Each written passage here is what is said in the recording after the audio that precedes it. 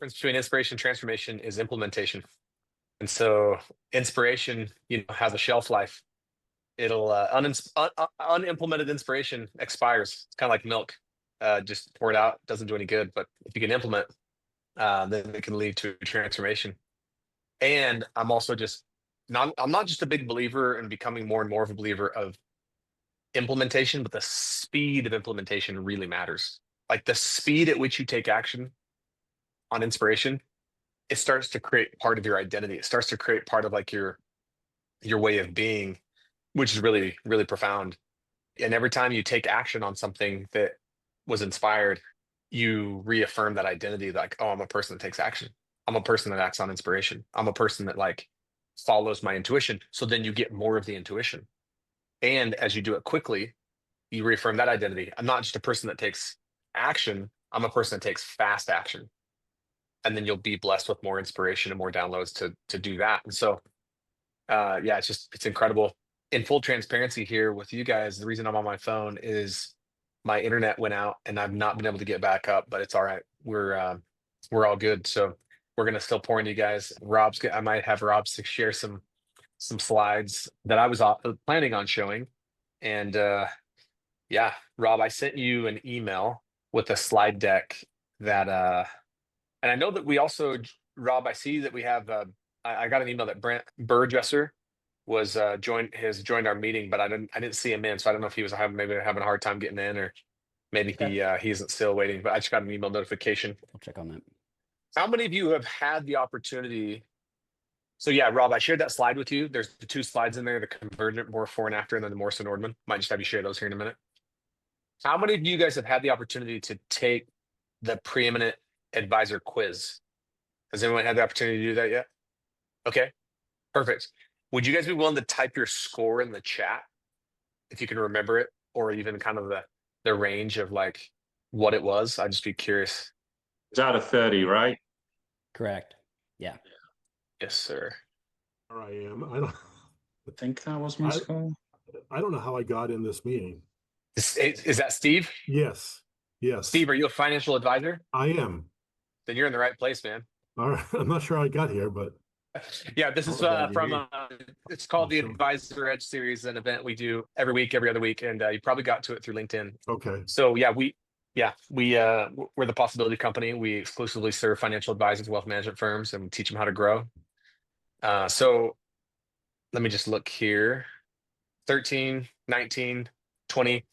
I would be curious what occurred to you as you kind of went through the score, or as you went through the quiz. What occurred to you, and then yeah, any thoughts around just the score that anyone would love to share, or be willing to share? Do you remember the questions, Chris? Because there were definitely a couple of questions where I was like, is that me, not me? And the general feel was, I think for me, was like, I feel like I'm on the right path, but I'm not confident in my execution of being on that path. You know what I mean? That's where I feel like my answers kind of lay between. Sure.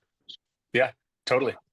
Chris, there were a couple where I knew what I wanted to answer, but didn't answer it because I wasn't quite there yet. You know what I mean? I knew what you're getting at. I know what you're driving towards, but yeah, I answered it honestly as opposed to, aspirationally. No, I love it, man. Yeah, and that's great. It's like, because look, one of my favorite quotes is by James Spence. You cannot change what you refuse to confront. And so it's really easy, though, a lot of times to not confront these things. It's really easy to take a quiz or a school, or it's easier not to take the quiz. It's like, oh, I don't even want to know. I don't want to know my score. It's like, but if you're willing to confront it, if you're willing to look at it, and you're not doing it to be like, oh, I'm so bad, or I'm so invisible, or I'm so terrible. It's like, no, I'd love to know where I'm at so that I can know what's required to go, to the next level. And so it's like, yeah, I think that's awesome, Walter. Like, I'm going to be really honest with myself. I'm just going to confront where I think I'm really truly at, not aspirationally where I want to be, which is, yeah, it's really useful. Anyone else have anything that kind of stood out to them, or anything that occurred for you when you just kind of looked at the score? Yeah, Chris, it made me realize like how safe I've been playing it, and I'm more on the sidelines and not in the game. What I love about that, Dave, is, again, your score does not have to mean good, bad, right, or wrong. It's just maybe an indication, Dave, and I never even thought about it that way. It's an indication of how you're maybe playing the game. It's maybe an indication of how you're showing up. And you guys have heard me say this before, the 3 ways to play the game. There's playing not to lose, which is like I'm always playing defense. I'm on the sidelines. I'm watching the game happen. There's playing to play. I'm going through the motion, trying my best, putting in some effort. I hope it works out. I hope it happens. We'll just see. And then there's playing to win. And playing to win is like, there's no other option. I've already decided I'm going to win. I just have to like go get on the field, or I'm actually on the field. And there is a real difference. And my feeling is there's one thing if you're kind of still trying to decide if you want to play the game to begin with. That's one thing. It's like, oh, I don't even know if I want to play the game. Okay, that's fair. But if you have decided to play the game, you've decided you're going to be on the field, it's like, what usefulness would there be in doing anything but playing to win? That was a thought. I mean, I know it sounds so simple, but that's what occurred to me even in my own development and leadership. Is like, if I'm not going to play to win, I might as well just not play. Like, I got to find a game that I'm willing to play to win. I've got to find that a game where I'm willing to actually like have that level of commitment where I'm playing to win. And so yeah, Dave, I hadn't thought about that before, but another way of thinking about that rubric and those scores is it could be an indication for all of us of like, how are we playing the game? So if you had a score of 7 to 16, then, you know, you're somewhat commoditized. And the good news is though, you can completely change that, right? With like a little bit of a differentiation strategy, a little bit of confidence, a little bit of commitment, you can move into the next category, which if you have a score of 17 to 23, you're what we consider an emerging leader. So yeah, there's some big gaps, but you're on the right track.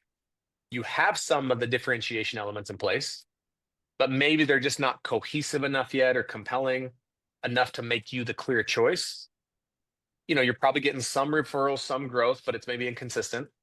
And you still find yourself maybe competing on factors other than unique value. And so we just need to like help you refine that positioning, create a systematic approach to communicate your differentiation, you know, consistently. And then if you're in the 24 to 28, you're what we consider a differentiated advisor. So you stand out, you know, but you could optimize further.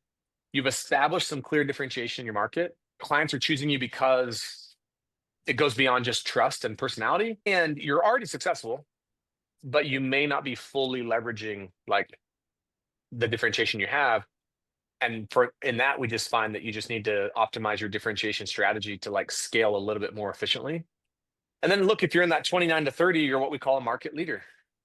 You're a standout leader and possibility still exists. You've established clear differentiation. Clients choose you for specific reasons beyond just trust and personality, and you've built something amazing. And so, yeah, I've never thought about it that way, Dave, that where you score on that. And by the way, if you haven't had a chance to take the score, Rob, should we just post a link here in the chat? Yeah, absolutely. Yeah, I actually just did. It's possibility perfect. .com/quiz. Yeah. Yeah. Again, it's just an awareness. It's just like, oh, here's where I'm at. Here's how I'm playing the game. Here's how I'm showing up. Here's how people perceive me. And I know that last time I checked, I don't know any advisor who's like, I'm trying to be the best kept secret. That's my strategy. I'm trying to blend in and look and sound like everyone else. It's like, of course not. But I actually wonder how often we have that as like a real intention of like, I am trying to be different. What I found is you can't just have a desire to be different. It starts with that, but it's like, okay, you have a desire to be different. Perfect. Show me what you're doing, actual actions that you're taking to be different. Because what I find from a lot of advisors is like, I want to be different. And then I'll say, okay, what are you doing to be different? And they're like, kind of the same thing as everyone else. Chris, you're a really great example of this. So for those of you who missed it, Chris shared a win at the beginning. He recently spoke to his ideal clients and gave a presentation. It went really well. He got amazing feedback. He's already scheduled appointments out of it. And he said that he was doing something so different that it kind of freaked him out. And right when he was questioning it, he said he swears he heard me in his head go, dare to be different. Chris, tell us what you did. Why was it so different? And why did it feel like such a stretch for you? I wanted to do a presentation on protection and financial planning. And in the past, I'd done 4 slides. And I don't know if this occurs to anyone else, but I was in the shower. I actually looked this up, Chris. You probably know, of course, but I was in the shower and I seem to have some enlightening ideas when I'm in the shower. Apparently, it's the warm water, the different stimulation. And I'm like, how the fuck do I make this more engaging? Sorry for the swearing. And I was like, okay, I need to interact with, interact with the people I'm presenting to. So I came up with this game of snakes and ladders, or you Americans would call it shoots and ladders. And basically it had a game board, a magnetic game board, where I passed around the group, and they rolled this big pink furry dice, and it enabled me to go through the pros and cons of the strategies we use and the pitfalls in life and the advantages that you kind of put in place. And I think, you can't avoid the snakes. You can just hope to build enough ladders and climb enough ladders so that you're always staying ahead. And I was able to, as the person was rolling the dice, I was able to say, okay, so tell me what you've got in place with umbrella insurance, or tell me what you've done with financial planning. And then I gave a gift card for a gift voucher for where we bought lunch to the person that rolled the most sixes. And it was just an engaging thing. I was able to control the flow of the game board. I would have some breaks here or there and talk about different slides. But it was just more enjoyable and engaging. And it was way more enjoyable for me, and it was just an easier flow, an easier conversation. There was just the ability to go back and forth between the audience. So it was really enjoyable. And, I used to work on a trading desk, and I would have some amazing days financially on a trading desk. And I've been in this job for 18 months, and I swear that plane ride home, I had the exact same feeling of when I would have a great day being on a trading desk. It was the exact same dopamine hit that, like today was a great day. And that was literally the first time I've had that in this job in 18 months. So it's pretty cool. It's beautiful, man. Yeah. Well, and good for you for having the courage to be different, to do something different. And I was hoping you would say that not only was it much more enjoyable for the participants, but you're like, that was a lot more enjoyable for me. And that's what I found. It's when I get caught in the rut of just kind of being the same and doing the same, it gets really boring or monotonous. It's like, it's not enjoyable. But when I'm trying to be different, when I have an intention to be different, when I have actions that back up that I'm different, it's like, man, this really makes a difference. This really makes an impact. People are enjoying themselves. I'm enjoying myself. I have an experience of this. Dave, I think you might have been the only one. Brian was there as well. But I just gave a keynote at an event in Chicago on Monday. Dave was there, Brian was there, called the Income Under Management Conference for Occurrence. And I was the keynote speaker on day one. And then I had a bonus session on day two. I've given plenty of keynotes, but I had this download a number of times. Hey, at the end of your keynote today, share your personal manifesto with the audience. Now, my personal manifesto is very sacred to me. It's something I say to myself every single day, and it's been developed over years of effort and intention and pain and struggle. And it has some pretty bold things in it that I believe about myself and I want to believe about myself, some very vulnerable things. And so the first thought, when it first popped in my head, I was like, oh man, I don't know if I want, 150 people there, probably maybe 200. And I was like, man, am I really going to share that? But it pinged me a number of times. And then the same thought was like, well, it would be different. Dare to be different. Do I have the courage to be different? And I ended up sharing my manifesto. I had more people come up to me and tell me how profoundly that impacted them and changed their life. And just, thanks, Dave, than anything I've ever done in a keynote.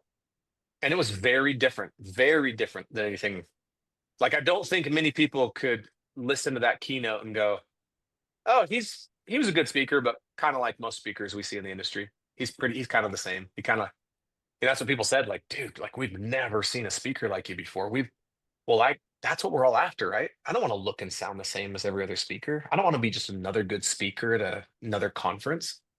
I want to be different. What got me, Chris, on the stage? That's what got me on your podcast when I listened to that. And I also had the ability in mind to say, look, you're going to have seen financial advisors before me that will show slideshows. You're going to see financial advisors after me that will show slideshows. But you're only going to have one financial advisor that will play snakes and ladders with you. I love that. That was great. Like the next time they sat through a boring presentation, I hope they wish they were playing snakes and ladders. Yeah. And what I love about that, you actually came out and just told them you're different. You didn't just wait for them to experience it. It's like, no, this is what's going to happen. And again, there's so much packed into this idea of being different. It takes some more courage. Like, and that's another thing. Be different, but also don't wait for people to guess that you're different. Tell them and then back it up. Does that make sense? Sure. Like, tell them you're different. Let them experience how different you are. And so and one of the things I want to touch on here in the closing minutes, there's a lot of ways to be different. You can do it with your presentation. You can do it with your language. You can do it with your words. You can do it with how you dress. You can do it with what you say and what you don't say. And some really tactical things that you can actually do to be different that I think a lot of times we overlook, especially in this industry, is your branding. Like there is a value. Like I've never seen another industry, in my opinion, that places such little value on branding and websites and good like design than this industry. It's kind of like, oh yeah, you got to have a website, so let's throw one up. Oh, you need a logo, let's throw one up. And I think in so many ways, it's like 10, 20 years behind so many other industries. That's why we started a marketing, branding, design agency at the Possibility Company. Not even all of our clients know that, but we do that now. And some of the stuff we're putting out is just incredible. And I'm not saying it's the solution for everything, but it is a way to be different. And so, Rob, if you'll show the Konvergent slide, this is just one little example of a company that we recently worked with. I'd just love to show you the before and after of just even their logo. We've done so much more than this. What do you guys think of when you look at the before logo? What comes to mind? I think it could be like a outdoors kind of. I see a mountain, you know, like an outdoor wear kind of company. It doesn't look powerful. It's very light. It's hard to read. Yeah. You know, it doesn't feel engaging. Yeah, it looks a little washed out, doesn't draw you into it. Yeah. I think someone said boring, you know, it's like, again, from a design perspective, I'm not qualified enough to judge, but I could say it's okay. Some designers would probably be like, that's terrible, but it's just, What do you notice in the logo, the after logo? Whether you like it or not, just like, what do you notice? What do you notice between the difference of the two? It kind of blends in instead of stands out. I think the white kind of stands out towards you where the blue kind of fades back is my sense. Yeah, it kind of pops out, right, against the blue. Do you notice how different the salmon color is in this industry? That little like pinkish, orangish. It's like subtle little things like that. Also, we tied it into their overall identity and messaging. So a big part of Konvergent's identity and messaging is we want to show already successful business owners that they can have success, but what's greater than success is significance.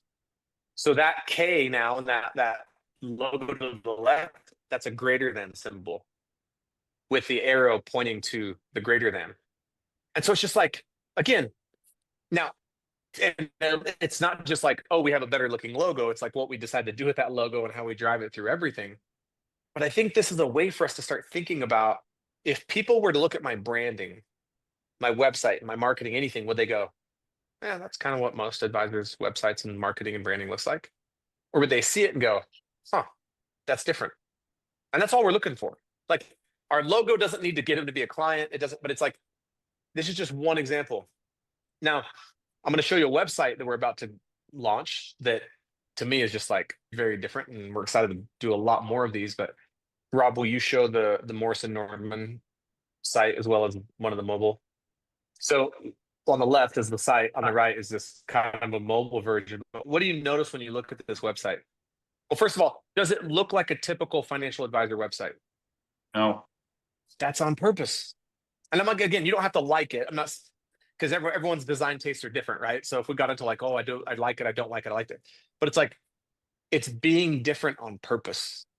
Very simple, very clean, like the imagery, like the word choice. And so the thing I just want to say in showing you this logo, showing you this website, and then even just like, Chris, your story of like playing snakes and ladders, it's just like, the first thing that I would encourage all of you to do is like, how much time do I put into thinking about being different? Like as an intentional thought, like set aside time. Like how often do I find myself thinking like, man, how can I be different? How can I stand out? And most advisors I talk to, sadly, they're like, dude, if I'm being honest, I don't ever really think about it. I know I should, but I don't really put a whole lot of thought into being different. Now, Chris, I wouldn't say you got lucky, but you kind of got lucky, right? You got this bolt of lightning in the shower, but it was because you were thinking about it. You were a little bit like, okay, I don't want to do the same thing. That's why you got that insight. If the thought wouldn't have crossed your mind, Chris, of how do I not be the same? How do I do something that's a little different? You wouldn't have gotten that download. It was the fact that you took the time. So I was actually saying you didn't get lucky. Like you could say you got lucky because you got the download, but it was because you were thinking about it. You were like, okay, I don't want to just give another presentation. I mean, that was the So- thing. I was like, I can't go on doing this. It wasn't enjoyable for the audience, and it certainly wasn't enjoyable for me. What am I doing? Yeah, That's totally. where it came from. Yeah, totally. So if we put a little bit more of that thought, even once a week, if once a week we set aside 15 minutes literally in our calendar on a Monday, a Friday, whatever, it's just like, okay. And when we're meditating, when we're working out at the gym, I don't care where it is. It's like, man, what can I do to be different? And then one thing I would challenge all of you to do, and I know that some of you have more control over this than others, depending on your business setup and what firm you're with. Man, don't have another logo or website that just looks like every other advisor's logo or website that's out there. Like, push the limits a little bit. And on that before and after of the Konvergent logo, it may not seem like that was that bold of a move, but man, at first when we showed that little pinkish salmon color, Homer was like, oh dude, like we had to really push him to like lean into that. Now that he loves it, and the amount of feedback he gets. And that's one of the things he said, he goes, it occurred to me that how bad our previous logo was, but what else occurred to me? No one ever said anything about our previous logo. They didn't say it was bad. They didn't say it was good. They just didn't say anything. No one even noticed it. With our new branding, especially as we put it on shirts and swag, and he's like, people notice it. Ooh, I love those colors. Oh, I like that. Okay. In closing, thank you guys for getting on. I hope this was helpful. Any final thoughts, questions, comments? And my challenge to leave with you as you leave is, okay, what's one thing I can do to be different? And Chris and I even talked. I was like, Chris, you might do the snakes and ladders things, and it might be the biggest bomb ever. My wife certainly thought it sucked. Yeah. Chris's wife thought we were insane. And you know what? Guess what? If it was, good. It's one presentation. We're going to recover. We're going to be fine. There'll be another presentation. So that would be my challenge leaving this call, is like, what's one thing? And something will hit you for you to like, dude, I got to get a new logo. Or man, maybe it's time to revisit my website. Or I'm going to change up my presentations. Or, one of the things I intentionally did to be different when I was an advisor is I dressed differently. I wore cowboy shirts with jeans, nice cowboy boots, and my shirt tucked in with one of my belt buckles that I'd won. And that made some people at the firm uncomfortable. They're like, you can't dress like that in our industry. And then I outproduced all of them. And I was like, can I dress like that now? And they were like, oh, okay, I guess you can dress like that. So it's like, and I'm not saying you have to do that, but like how you dress, like how you market, how you brand, and it has to be authentic to you. And the more different you are, here's another thing I've realized, the more different you are, the more you'll authentically attract the types of clients that you actually want to work with, because they're being attracted to something real. Okay. Thanks, everyone. If any of you are interested in learning more about how we differentiate or any of the things we do, Rob, I'll let you drop a link or show the QR code. I appreciate everyone taking the time to be here. You guys are awesome. And just appreciate you showing up. And Rob, thanks for leading us, man. Thanks, fellas. Awesome. Thank you, Chris. Thank you all. I know a lot of you guys are already working with us, but if you have not taken the next step, if you haven't spent some time with one of our growth leaders, just to start learning how to become different, start standing out, there's a QR code there. There's a link. Otherwise, we will see you in 2 weeks on the next session of the Advisor Edge. You guys are awesome. Thank you for showing up and adding value and asking questions. We do this for you guys. So we'll see you again next time. Thanks, guys. Thank you.